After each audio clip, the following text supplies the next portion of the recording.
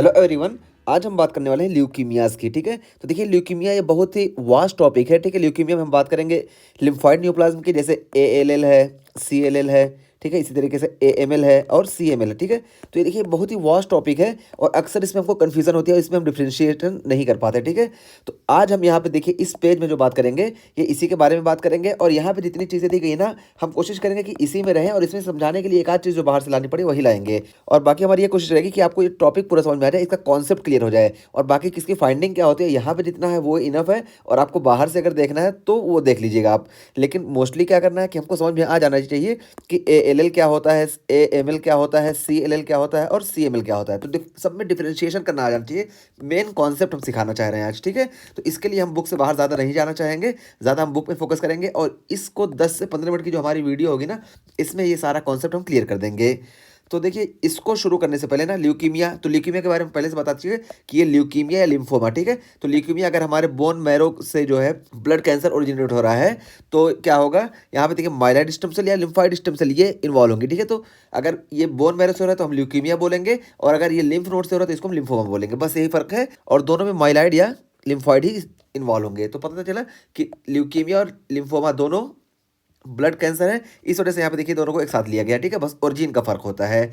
तो ये हुआ और उसके बाद देखिए हम चार चीज डिफ्रेंशिएट करेंगे, एएमएल, एएलएल, सीएमएल और सीएलएल। ठीक है, तो देखिए इसमें हम डिफ्रेंशिएट करेंगे। तो देखिए सबसे पहले हम बताएं, देखिए ये एएलएल एएमएल ये एक्यूट, तो एक्यूट यहाँ पे जो होता है ना, यहाँ पे जो ल्यूकीमियाज में जो एक्यूट का मतलब होता है, एक्यूट का मतलब ये नहीं कि बहुत जल्दी जो हो जाए, एक्यूट का मतलब होता है कि इमेच्योर। ठीक है, इमेच्योर सेल जो होते हैं ये होते हैं। तो अगर ए आ रहा है यानी एक्यूट आ रहा है तो इसका मतलब है कि हमको सीनियर में इमेच्योर सेल देखने को मिलेंगे और अगर क्रोनिक आ रहा है ना तो हमको सीनियर में मैच्योर सेल देखने को मिलेंगे। पहली चीज़ तो ये हुई।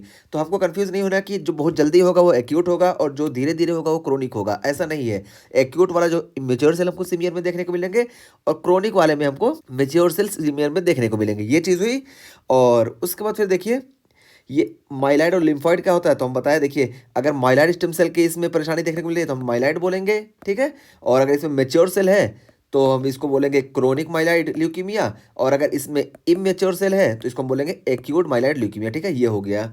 और अगर देखिए लिम्फॉइड स्टेम सेल में परेशानी देखने को मिल रही है ना तो इसको हम बोलेंगे लिम्फॉइड ल्यूकीमिया। अब लिम्फॉइड में अगर ये इमेच्योर सेल हमको खाली देखने को मिल रहा है तो इसको हम बोल देंगे एक्यूट लिम्फॉइड ल्यूकीमिया और अगर हमको मैच्योर सेल देखने को मिल रहा है, मैच्योर सेल के प्रोलिफरेशन ज़्यादा देखने को मिल रहा है तो इसको हम बोल देंगे क्रोनिक लिम्फॉइड ल्यूकीमिया। ठीक है, तो ये फर्क हमको समझ में आ जाना चाहिए। देखिए एक बार फिर से हम इसको रिवाइज कर दे रहे हैं, यही पूरा कॉन्सेप्ट हमारा इसी पे बेस कर रहा है। ठीक है, कि यहाँ पे एक्यूट और क्रोनिक से मतलब टाइम का मतलब नहीं है, बस यहाँ पे ये है कि एक्यूट का मतलब इमेच्योर और क्रोनिक का मतलब मैच्योर सेल। ठीक है, और ये दो तरह के उसमें होते हैं। तो माइलॉइड से अगर हो रहा है तो हम इसको बोलेंगे माइलॉइड और इससे मिला देंगे तो एक्यूट माइलॉइड ल्यूकीमिया हो जाएगा और अगर इससे मिलाएंगे तो क्रोनिक माइलॉइड ल्यूकीमिया हो जाएगा। तो ये कॉन्सेप्ट क्लियर हो गया। ठीक, अब देखिए हम बात करते हैं कि यहाँ पे क्या बुक में बताया गया। सबसे पहले बताया गया कि unregulated growth and differentiation of WBC in bone marrow.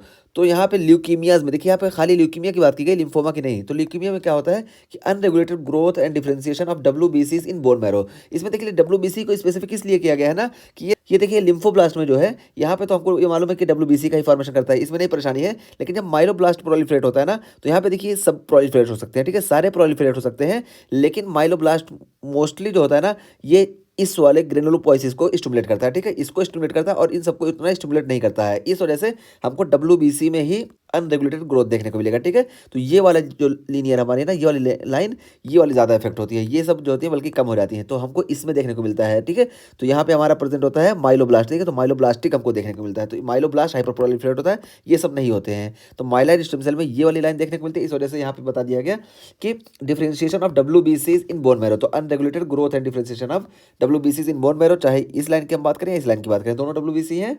और इसकी वजह से क्या होगा, देखिए मैरो फेलियर, जब अनडिफरेंशिएशन ग्रोथ होगा तो बोन मैरो को फेलियर हो जाएगा जिसकी वजह से हमको एनीमिया देखने को मिलेगा। तो एनीमिया क्यों देखने को मिलेगा, तो हम बताया कि myeloid stem cell over stimulate होगा लेकिन ये वाली लीनियर को स्टिमुलेट करेगा और ये वाली जो है धीरे हो जाएगी, जिस वजह से हमको आरबीसी कम देखने को मिलेगा यानी एनीमिया देखने को मिलेगा, इन्फेक्शन भी देखने को मिलेगा। और इन्फेक्शन क्यों देखने को मिलेगा, तो देखिए ये मोनोसाइट वाली जो लाइन है ना ये भी कम हो जाएगी जिसकी वजह से मोनोसाइट नहीं बनेंगे और माइक्रोफेज नहीं बनेंगे, इसकी वजह से इन्फेक्शन का चांस रहेगा। और इसमें भी हमको प्रॉपर जो फॉर्मेशन इसका नहीं देखने को मिलेगा। ब्लास्ट अगर बन रहा है तो ये वाला सेल नहीं बनेंगे, इस वजह से इसकी भी कमी हो जाएगी, सिर्फ ये माइलोब्लास्ट बनेगा, ठीक है। एक्यूट की हम बात कर रहे हैं, और क्रोनिक में भी अगर ये बन रहे हैं तो उतने परफेक्ट नहीं होते जितना नॉर्मल में होता है। इस वजह से हमको इन्फेक्शन भी ज़्यादा देखने को मिलता है। तो इन्फेक्शन के कॉज क्या है कि मोनोसाइट तो बनेगा ही नहीं, इस वजह से भी इन्फेक्शन देखने को मिल सकता है, और ये भी अगर बने तो खराब बनेंगे, ठीक, ये हुआ।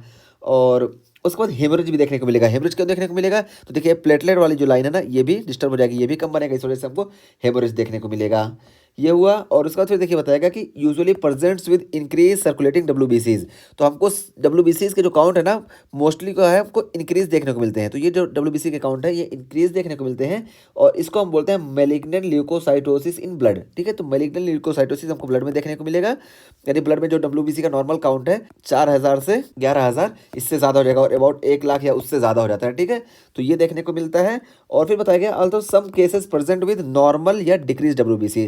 तो कुछ केसेस ऐसे होते हैं ना, यहाँ पे कॉमन ल्यूकीमिया की बात की जा रही है, यानी पूरे ओवरऑल ल्यूकीमिया की। तो कुछ कंडीशंस ऐसी होती हैं जिसमें डब्ल्यूबीसी का साइज या जो नंबर है ना, ये नॉर्मल रहता है या कम हो जाता है। तो जैसे हम बात करें एक्यूट में, तो एक्यूट में देखिए ये माइलोब्लास्ट जो है ना, यहीं पे अरेस्ट हो जाता है। माइलोब्लास्ट पे जब अरेस्ट हो जाएगा तो ये सब नहीं बनेंगे, इस वजह से हमको डब्ल्यूबीसी की साइज मींस डब्ल्यूबीसी का नंबर कम देखने को मिलेगा, ठीक है।